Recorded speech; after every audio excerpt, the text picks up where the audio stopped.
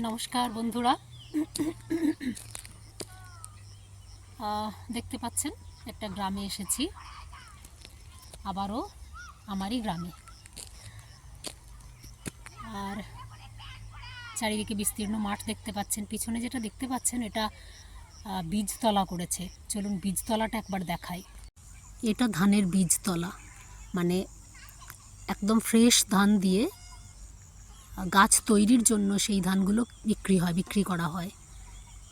বীজ থেকে এরকম ছোট ছোট গাছ তৈরি করার জন্য, যার থেকে ধান হবে পরে। তো এটা হচ্ছে সেই বীজতলা, এখান থেকে ধান বসানো হবে, ধানের গাছ বসানো হবে।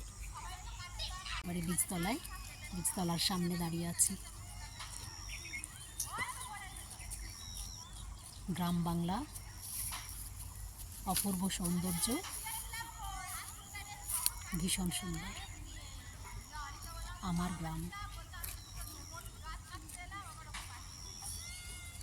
গ্রাম ছাড়া ওই রাঙা মাটির পথ আমার মন ভুলায় রে। গ্রাম ছাড়া ওই রাঙা মাটির পথ আমার মন ভুলায় রে। গলা একেবারে ভেঙে গেছে আমার। সূর্য ডোবার পালা দেখুন। সূর্য আরে কিছুক্ষণের মধ্যেই অস্ত যাবে। অপূর্ব দৃশ্য, মনোমুগ্ধকর।